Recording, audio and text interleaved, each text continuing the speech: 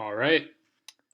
Hello, and welcome to week 4 of the Data Science Decal. Today we'll be discussing logistic regression and regularization. One of these is a very important algorithm, which you'll likely use many times in the future, and the other is a very important strategy, which often improves the quality of many of our algorithms.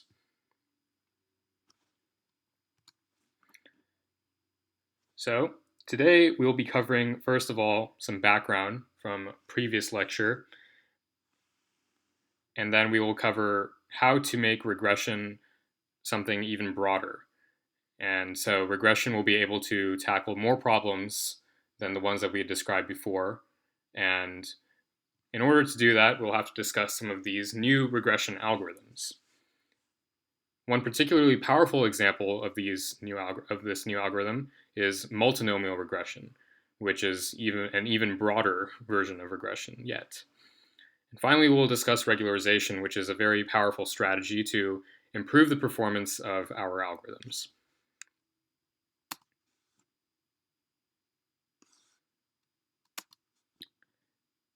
From last week, we learned that regression models are designed to make predictions of dependent variables from explanatory variables.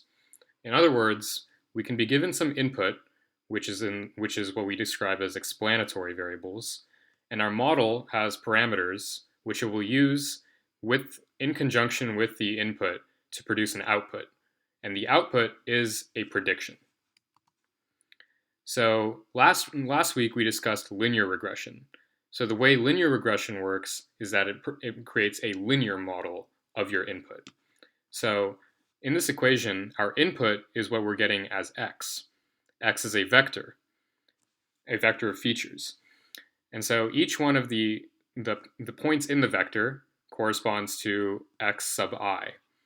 And now the way our model works is that it takes our parameters, which are parameterized by theta, and it performs a dot product of theta and x. And a dot product simply has this form, where you sum the products of each of the individual components. This theta 0 is an important part of this equation because it is called the bias. So without the bias, you'd be forced to have all of your possible models go through the origin. Because when theta equals 0, all zeros, then h of x will always be 0. But in this way, even if all of these thetas are equal to 0, or all of the x's are equal to 0, you can still have a positive or negative value for your hypothesis. And now an important way, and so while this is very nice, the question still stands, how is it that we're able to get the optimal values of theta? Because you could put any values of theta, and that may or may not be the best possible linear regression for the input data. So the way that we create the best possible theta is by trying to optimize over this error. And so the error is computed as an average over the sum of each of these differences. Each of the differences are taking the actual label and subtracting the prediction that we performed. And you simply square the difference and you sum over it and you take an average.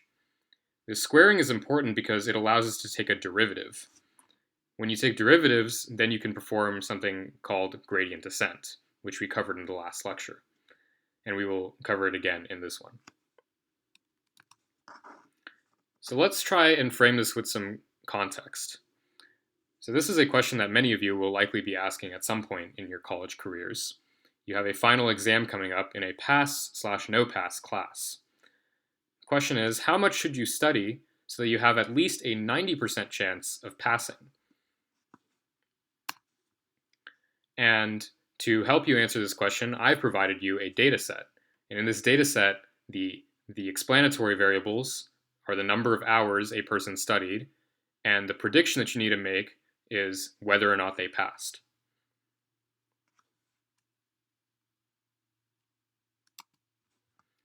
So when you plot the data on a graph, this is what it would look like.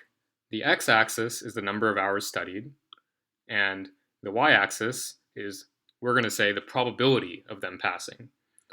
So what's interesting here is that the probability of them passing is always going to either be 0 or 1. This event occurred in the past, and so we know for sure whether or not they passed or not. However, if you study some number of hours, we can't be completely certain, so we wouldn't want to simply say 0 or 1. Ideally, we would like to say a value that falls between 0 and 1. And we can see sort of a trend here that the lower that number of hours you studied, the more likely it is that you failed, and the higher that you studied, the more likely it is that you passed. But if you try to use a linear regression model, linear regression models can only draw straight lines. And so it seems obvious that this data isn't really well fit by a line. And so this motivates us to actually look at a different sort of regression, a sort of regression that is not constrained by predicting along a line.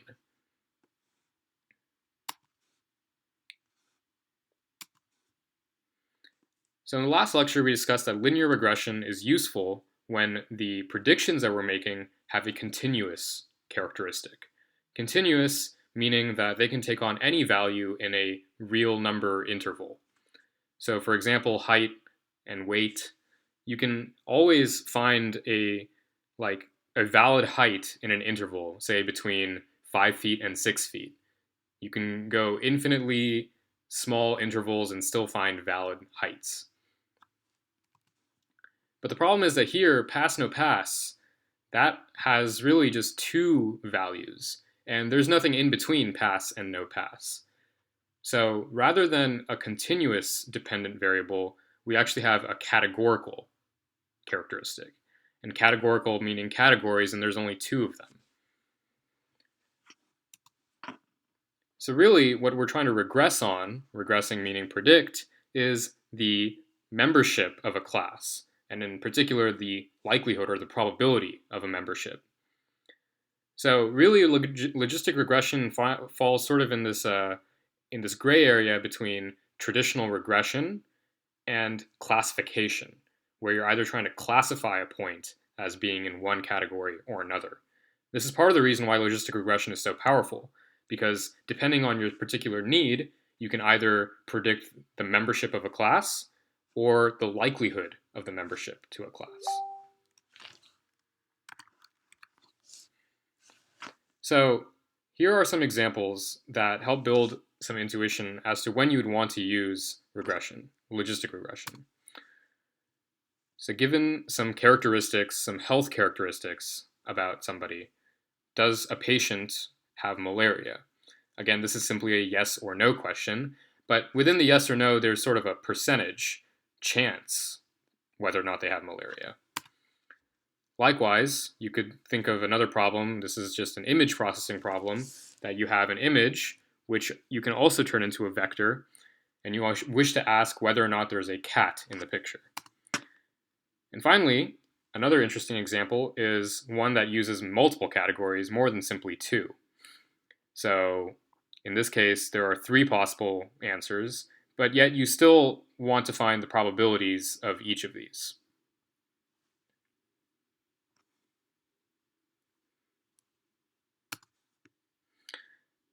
So for the rest of this lecture, we're going to be using this important function called a sigmoid.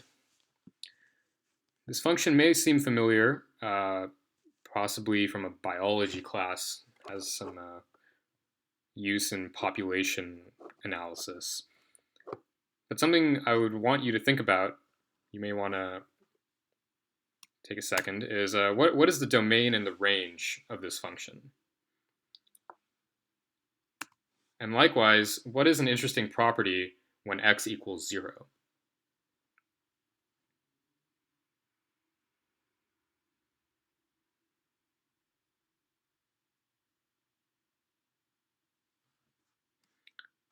So the cool thing about the domain and the range is that the domain is all real numbers.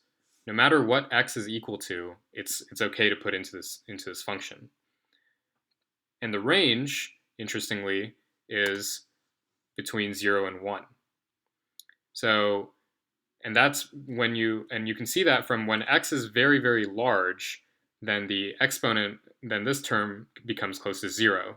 So this becomes 1. when x is very, very, very small, then this term becomes extremely large, in which case this becomes equivalent to 0. So you can basically take any number along the real number line and transform it so that it lies between 0 and 1, which seems like a pretty useful trait when we're talking about probabilities. And the other important thing is that at x equals 0, s of x, the sigmoid, is equal to 1/2. So you have this beautiful symmetry where positive numbers map to probabilities, we can just think of it as probability greater than 1/2, and negative numbers map to probability less than 1/2. And no matter how positive or negative you become, it's still a valid probability. So just to frame this in familiar terms, in linear regression, we have parameters theta, and our hypothesis has this form. And now, now this number can be any, and this value can be any number on the real number line. And so now in our new problem, we wish to see predictions that fall between 0 and 1. And so an easy suggestion would be that in our new hypothesis, we simply take the same parameters, but we apply this transformation on them. So that now, whenever we get a prediction, we can map that prediction to our probability space.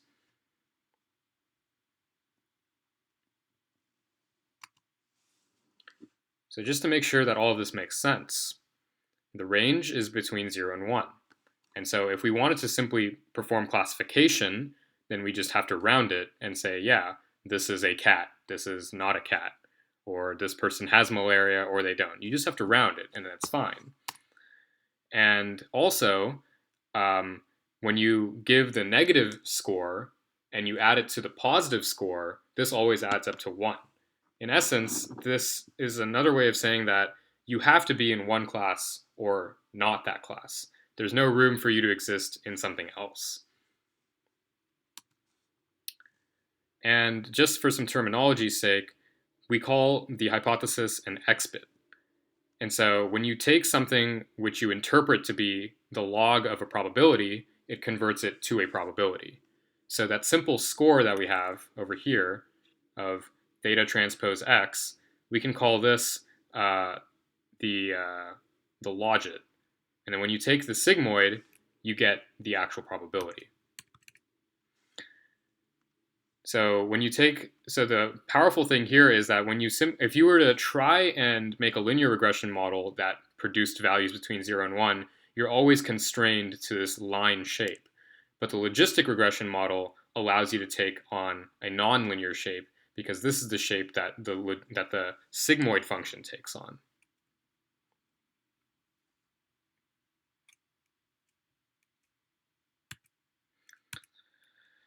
So our hypothesis is still going to have these parameters, theta, and we still need to create good ones. And so the task of finding good theta is not yet solved. Ideally, we want to make it such that when we have our theta and we're given a new x, our hypothesis gets it pretty close to 1 or 0. It would be kind of bad if our hypothesis always mapped our inputs to a probability of 1/2, because that means that our model is very unsure. So this is why we want, we would want that for whenever the label is equal to 1, we want the hypothesis to get very close to 1, not simply 51%. We would want it to be 99%. And similarly, if the label is 0, we want this value to be very, very close to 0. So another way to think of this is if we have all sorts of inputs, if we scored them all as 0, and then we took the sigmoid, we would put everything at half. So we want to be able to we want to transform our input space so that when we calculate scores, they're far out, far away from 0 on either side, such that when we take the sigmoid, we map them all the way up or all the way down to 0 or 1. So even if we do get a set of parameters theta that correctly put every single point on the correct side of 0, there's still better values of theta, because there would be values of theta that, so you could say that like all the values are between the red bands, but they're on the correct side. A better set of parameters theta would make it such that all of the parameters are between the red and green on either side. And the best would be that all of the inputs get mapped to values outside of the green bars.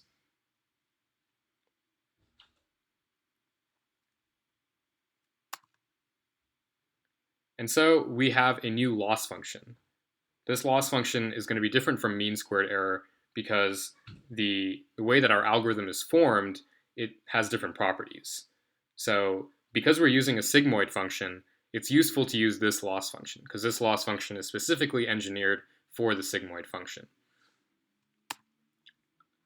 So it's important. So it's nice to dissect why is this loss function intuitively still makes sense. So recall that yi is the label for a point x, xi, and zi is the score, which is given by this value, the hypothesis. So when yi is equal to 1, then the loss is going to be how far this is from, the magnitude of this value. The magnitude of this value will grow larger as z gets further away from 1. So you want z to get close to 1 because ln of 1 is 0. So then when y equals 1, z should be 1. So that 1 times 0 equals 0. Likewise, when y, the true label, is 0, then this value will be activated. This one will become 0. When y equals 0, then you want z to be close to 0 as well, such that this value become ln of 1, and then that too will go away. So when z is not close to y, then these terms will grow in their size, and they will all be negative, and so that's why there's a negative here. And so you wish to optimize this value and make this as small as possible.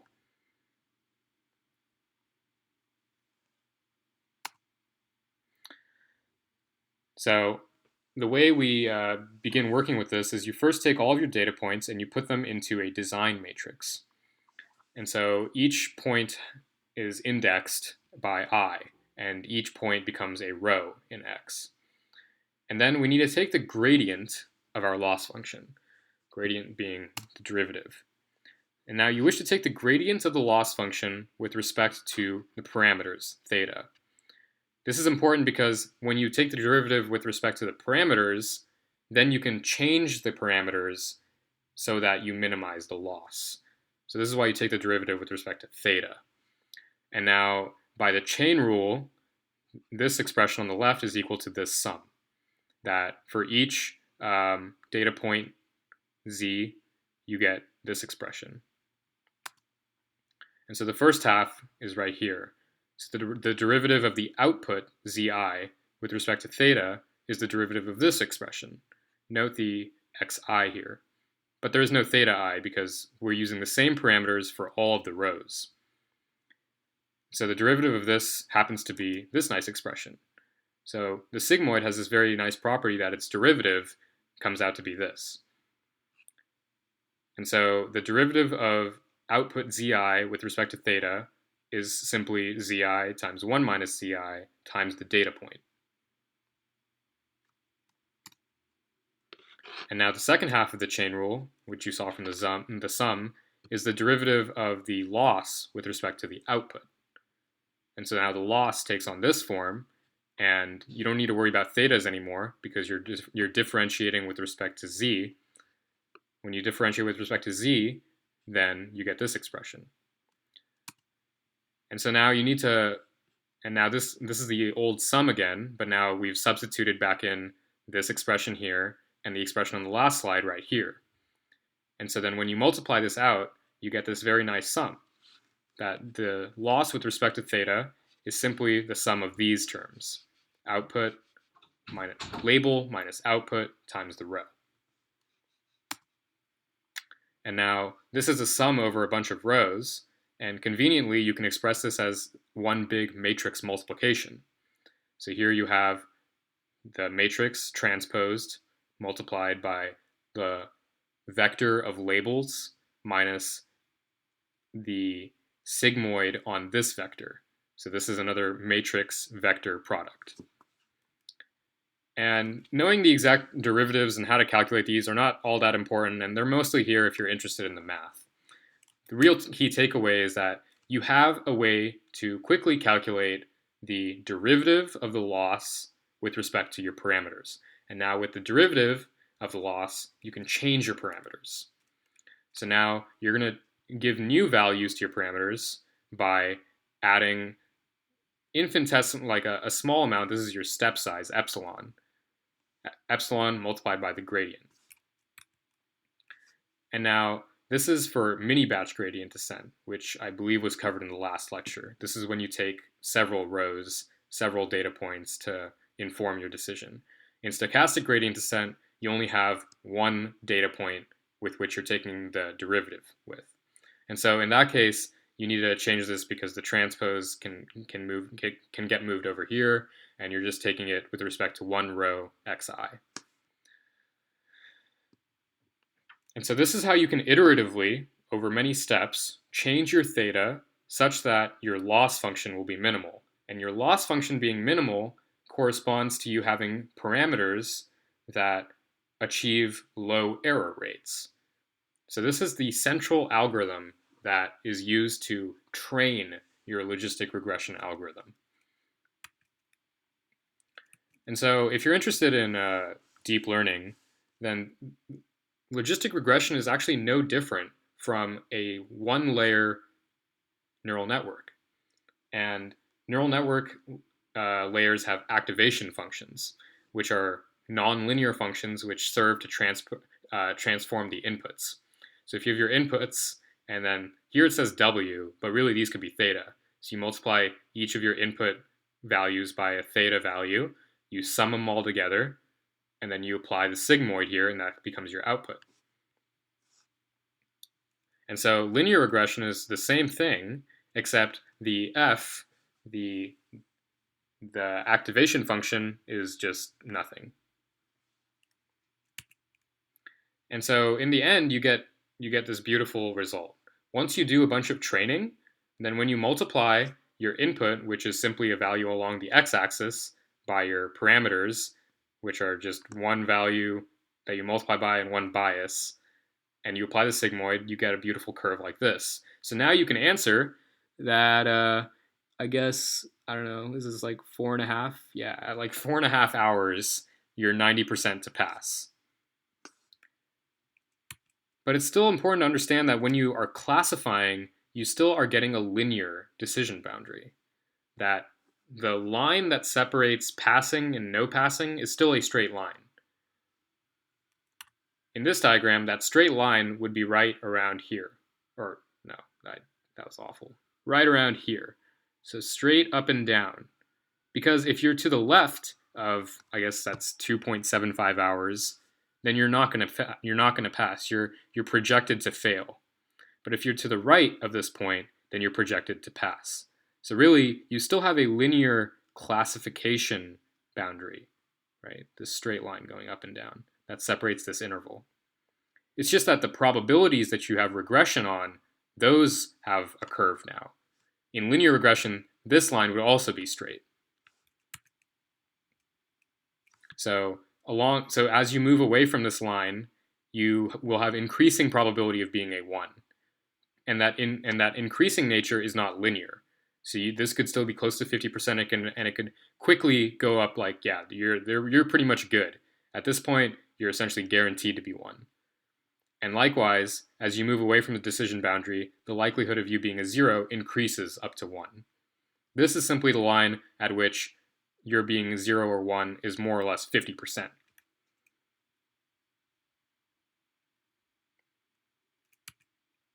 So in summary, while logistic regression bears the name regression, it's in fact quite different from linear regression in the problems it tries to solve and the approach it takes.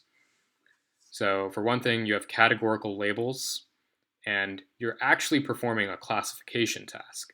and you get probabilities for free, basically. Your hypothesis isn't that different, but the difference is quite important. Your loss function is going to be different, so you optimize over something different.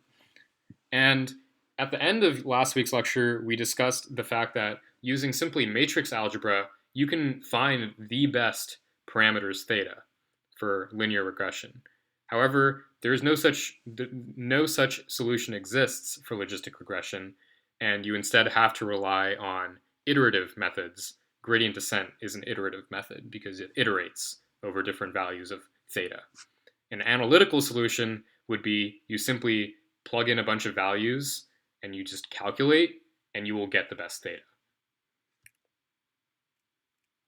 But the good news is that the logistic loss function is convex. And a convex function has only one minimum. So you can't get trapped in like somewhat good solutions and then gradient descent is unable to get you out of that. So there's only one good solution and gradient descent will take you there. But there's no easy way to find that solution using one equation. So now we're going to expand logistic regression even more. So logistic regression opens up a lot of new doors because you can answer interesting questions. But multinomial regression really takes it to its logical extreme, I suppose. So one way to think of it is that logistic regression is answering something like a true or false question, because you only have zeros and ones. So if that's the case, then multinomial regression is expanding it to multiple choice. And what I mean by that is that you can take any multiple choice question as a series of true and false questions. So if I have values, possible values A, B, C, D, really I could make that into 4 questions. True or false, the answer is A. True or false, the answer is B, so on and so forth. And now the probability that the answer is A or the probability that the answer is B, altogether, when you put those all together, you've now created a probability distribution that I'm 10% sure that it's A and 20% sure it's B, so on and so forth. So if you recall, the example that I provided earlier was, what operating system does a person use? Is it Windows, Mac, or Linux? So you could make a probability distribution over those 3 possible labels. So earlier we were just using one vector theta, and now you multiply the input by this one vector. And then we performed a sigmoid on that and you got one score. The problem is that if you just have that one number, that's only answering one of these true or false questions. So we need several numbers in our output. We need a true and false answer for A, we need a true and false answer for B, so on and so forth. So you can't have just one parameter vector. In particular, if we have k classes, then we're going to need k parameter vectors. And now you can kind of join all these parameter vectors to make your calculations easier into a matrix. And note the dimensions of this matrix. There are k rows, one for each of these, and there are d columns, because each parameter vector has d dimensions. And so now each parameter vector occupies a row in this matrix.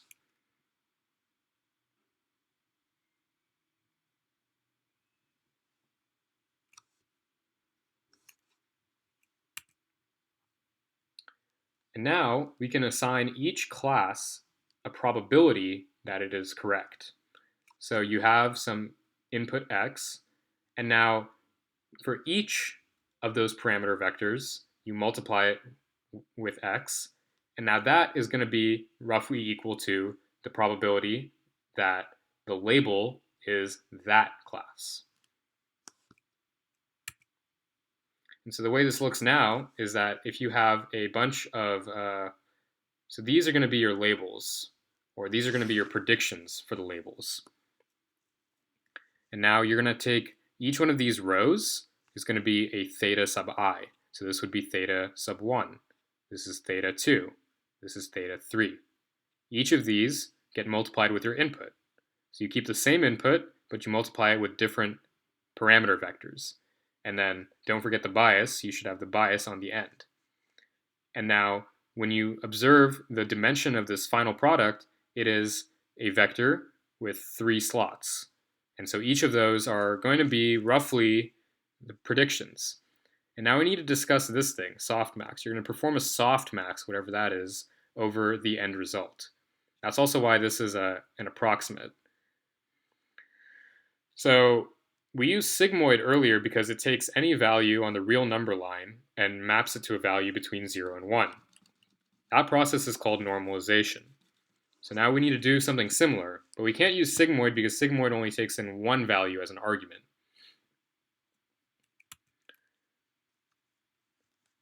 So the analog of the sigmoid function when you have multiple classes, meaning more than 2, is the softmax function. So softmax function, I'm giving that a capital S. So the way the softmax function works is, again, you see these exponents, these exponentiation operations. So that's another common theme. But the key difference is that for some class I, you're going to get this value, e to the score, right? So you use that class's parameter vector, and you multiply by x, and you take an exponent. And you divide that by the sum of all of these. So basically, you get your predictions. This entire thing collapses to something of this size, and then you apply e to the on each of these, and then you divide each of these by the sum of the e to this. So that's what's going on here. So you can see how if you add up over all of the i's, the probability that y equals ci, that will have to equal 1, because the numerator shows up in this sum exactly once, and you have each thing in this sum represented in the numerator eventually.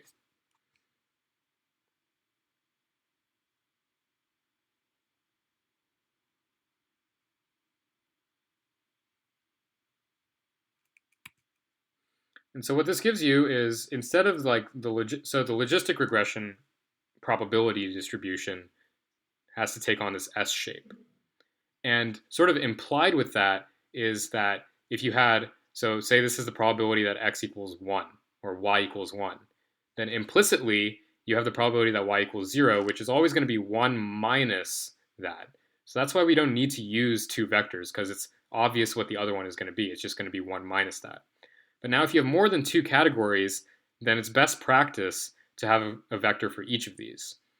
So notice that at each one of these y values, they will sum up to 1. So it's always normalized.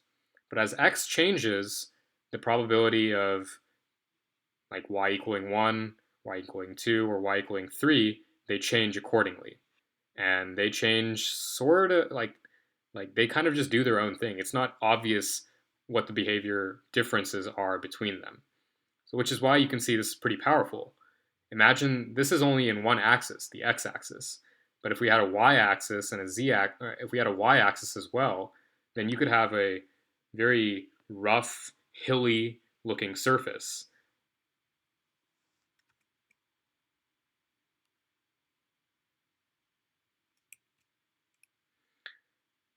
And really, I guess one of the key takeaways is that the softmax loss function, much like how it's sort of, the softmax function is kind of a generalized sigmoid, the softmax loss function is sort of a generalized logistic loss function. So here, this notation, 1 times yi equals cj, is an indicator. So if this label is equal to this class, then this is equal to 1. Otherwise, this is equal to 0. So for every single point, I think it's, over all of the points characterized by I, you're going to have a sum over all of the classes which are characterized by j. And now in each one of those sums over j classes, only one of these terms will be non-zero. And that's when you're looking at the real label. So at the real label, this is equal to 1. And then you want to see if your output matches that. So this should be equal to 1 or close to 1 when this is equal to, this should be close to 0 when this is equal to 1. And recall from earlier that the ln of 1 is 0. So if for point I, the label is j, then zj should be 1. That's the takeaway. And I've spared you the math for how you find the derivative of this, but once again, the derivative is surprisingly elegant and simple. And so the derivative with respect to one of the parameter vectors, you can't do it with all the parameter vectors, is equal to this. So the output from that parameter vector and the label for that. And then you do the update in a similar fashion. You have a learning rate, a step size, and you take the gradient and you just plug that in right here.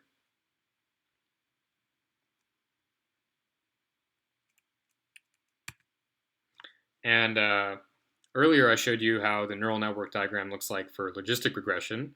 And now this actually looks a lot like what you would see if you just Google feed-forward neural network, which is one of the elementary form of neural network. And this is what it looks like. You see a bunch of circles that are connected in this neat-looking geometric pattern. And so you multiply each one of these lines is one of those parameters, right? And now all the blue lines constitute theta blue, and all the red lines constitute theta red and theta green, right? So you do theta green times x, and then you do softmax on that. Theta red times x, softmax, right? Theta blue. And you do softmax on these, on the red, green, blue results, and then that's how you get your probabilities. That's all a neural network does, really.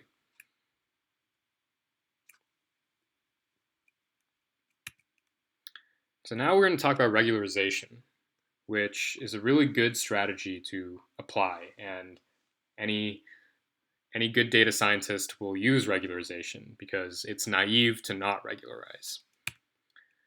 So really the problem that we're dealing with is that we have a data distribution and we want to do some sort of like regression and whatnot. But we'd be naive to think that our data is so nice. Oftentimes our data is really messy and noisy and has outliers, and we don't want that to ultimately corrupt our results. So in this case, it's pretty obvious. If you just graphed all of your input data, then you could see that, in fact, that there are some outliers and those really don't belong with the rest of this.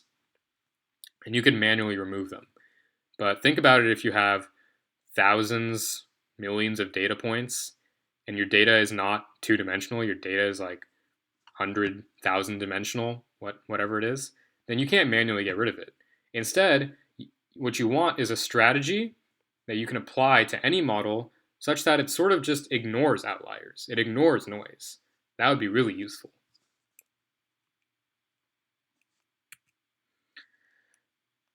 And so something that we should discuss is that the way our models work is that our parameters theta, what they're literally doing is applying weight to each one of our components.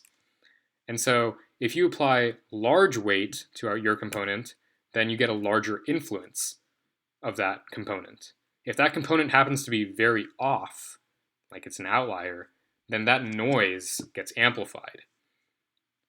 So for that reason, you want our theta, which we're multiplying with x, to have smaller weights.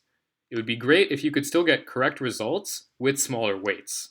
So obviously it's good to have it. You should focus on getting correct results.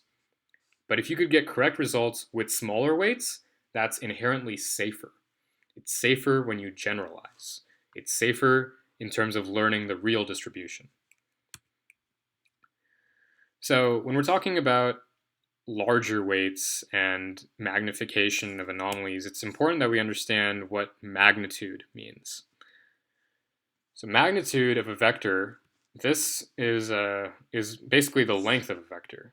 So in this formulation, the L2 norm, this is basically the Pythagorean theorem, the distance formula, right? So you find the distance that a vector, or the length of a vector, by squaring each of its components, summing them, square rooting. But another way you could look at it is simply just looking at the absolute values of each of those components and summing over all of those. So I'll go into greater depth why are we looking at this as well. But this is another valid interpretation of distance. If I have a vector 2, 3, 5, I could say that the length is Pythagorean theorem on 2, 3, 5, or I could say the length is just 10, just 2 plus 3 plus 5. So that's called the L1 norm. So either way, when you take the norm, oh yeah, here I'm calling it L because like L1 and L2. So when you take the norm, you want the norm to be small, because if the norm is small, then that implies that the size of the weights have to be smaller as well. So now in our optimization framework, we're trying to minimize loss. And the loss is, like we talked about, the error with respect to the labels. But it's also we should also prioritize minimizing the norm. Maybe not like a lot, but we should still take that into consideration. If there's a way to make the loss very small, and also have the norm very small, then that should be incorporated into our optimization problem. And so lambda, right here, is a regularization constant. And so that is a value that shows how much we care about the norm. If lambda is small, then this is basically just minimizing loss. And you can see that if you were just minimizing loss, lambda equals 0. But if lambda is bigger, then that means we care more about the norm.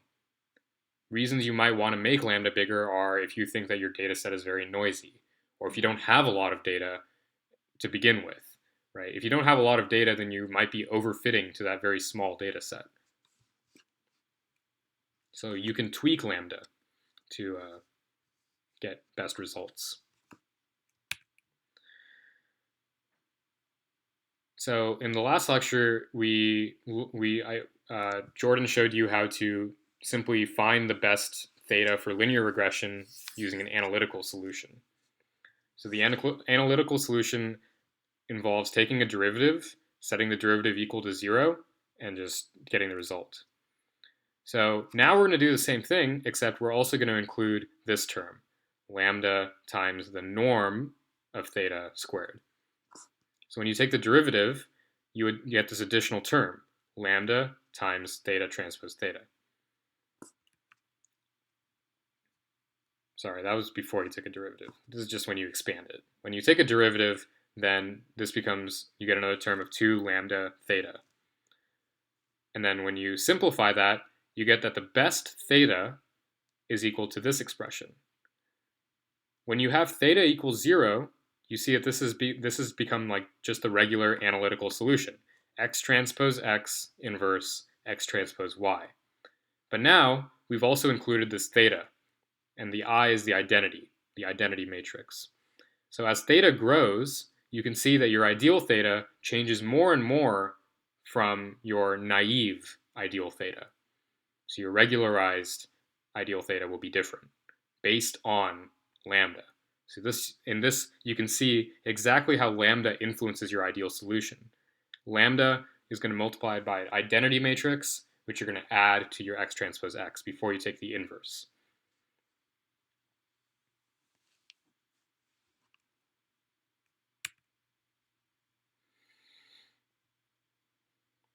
And so in logistic regression, we can do the same thing for the loss. If you recall the logistic loss, it was summing over label times natural log plus 1 minus label times natural log of 1 minus output.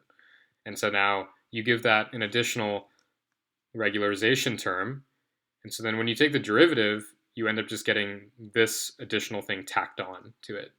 So this is the gradient without the regularization, and then you just get another bit of thing that factors in the regularization term. So once again, you can see that when lambda becomes larger, you're quite literally, this W and this W should be the same as this theta. Theta and W are the same thing. So you can see quite literally that when you increase lambda, you're subtracting out part of the parameter to update it. So when you subtract out part of the parameter, you'll make it closer to 0, which means shrinking the parameter weights. So this is very intuitive. And stochastic gradient descent, it looks like this.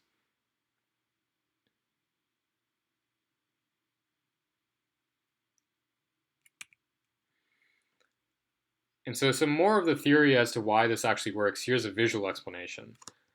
So when we're trying to minimize the cost, the loss function, we have that the optimal setting for it is right here.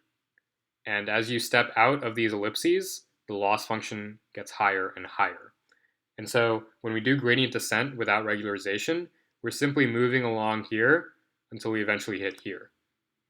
And that's kind of the point of gradient descent. You move down into regions of lower and lower cost.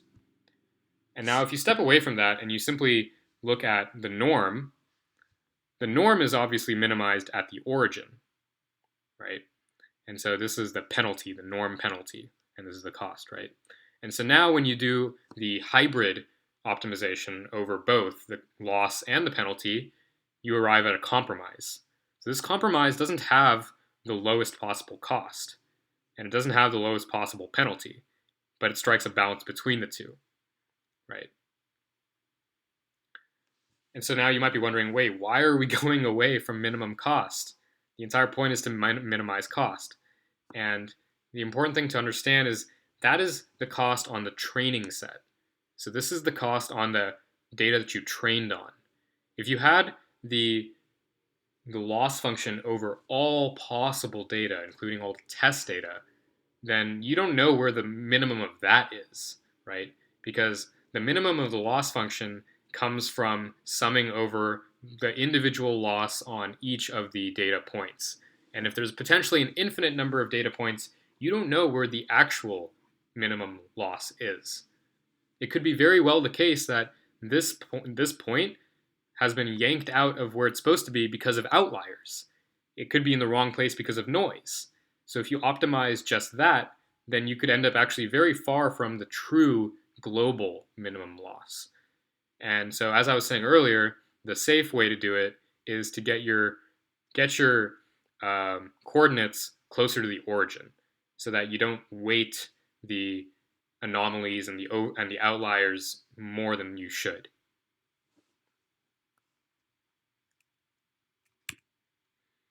And so now I brought up the L1 norm for a reason. So here you have two diagrams in which you have a ball where every single point on the ball is the same distance from the origin. So this is simply the unit circle, because every point on a unit circle has the same distance from the origin. But it's the same distance when you use the L2 norm, where you square and then you square root, right? But if you're using the L1 norm is calculated by simply adding up x1 and x2. So this has a distance of, say, 1. And so does this point, has a distance of 1 and 1 and 1. But if you simply add the sides, right, of x1 and x2, this point is also just, well, actually a better way to look at it is that this line is simply x1 plus x2 equals 1, right? And so clearly x2 plus x1 have to equal 1 on this line. And because the L1 norm uses absolute values, here it's the absolute value of x1 plus x2 equals 1. Absolute value of both equal 1. Absolute value of 2 plus 1 equals 1, right? And so here we see that the optimal point is some point on an ellipse. So every single point on this ellipse has the exact same loss. So, and you can imagine that this circle also has like circles inside of it and outside of it. So the optimal to minimize, you want an intersection between these two surfaces. Thing is, if this circle was a diamond, because we're using L1 norm, then when the other surface intersects it, it's more likely to intersect it at a point. There's no such thing as one point or a corner for the L2 norm. So what effect does this have? The effect is that because it's liable to hit at a point, that means that in this case, x2 is going to be set to 0. The optimal point for x2 is 0, and x1 is 1. And here, x1 is 0, and x2 is 1. So this promotes a quality called sparsity. So if you believe that some of your features, some of your data features like x1 and x2 are actually useful and some of them are actually just sort of not that useful, then you want to rely on as few features as possible. So if you want to reduce the number of features that you're relying on, then you want to use L1 regularization. Lasso is L1. So in that case, sparsity is what you're looking for, and L1 regularization is what you're looking for. If that's not the case, if you feel like all features are pretty important, then you want to just go with the traditional L2 regularization.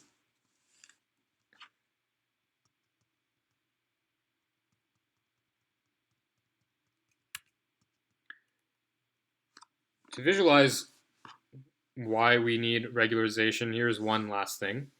So before, when you're not using regularization, you can see that your training error will continue to decrease as you iterate with gradient descent.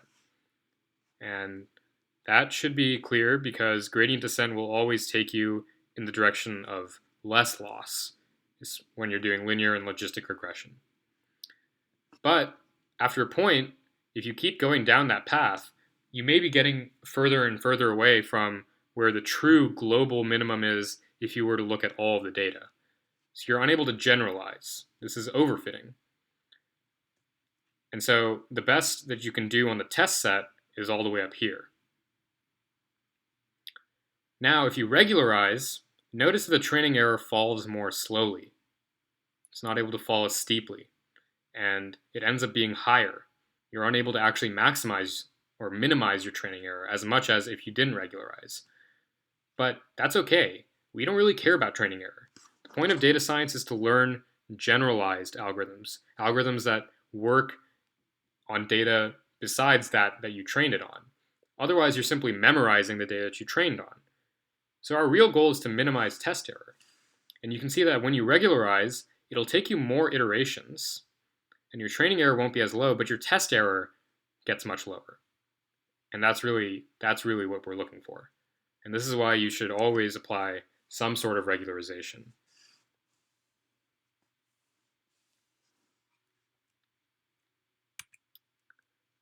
So in conclusion, regularization is a very good tool. And there are multiple ways to regularize. So you should definitely look at those ways.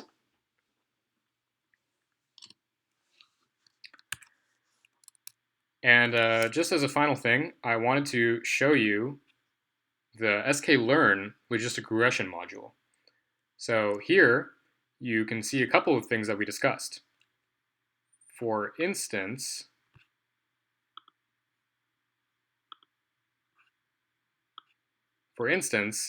there is a penalty. So you can actually directly apply the regularization that we were just talking about. So you can call it L1 or L2, and the default is L2. And they also give you a parameter C. So this is the inverse of regularization strength. And they do that because they want to make it consistent with the SVM module. So when you take the inverse, so C is basically 1 over lambda, the lambda that I was talking about in the lecture. And you can also make different classes have weight to them. So if you think that it's more important to get it right when the label is 0 or when the label is 1, then you can weight them accordingly. These are different methods to do the iterative descent. So I was just using gradient descent, but there are multiple methods that you could use here.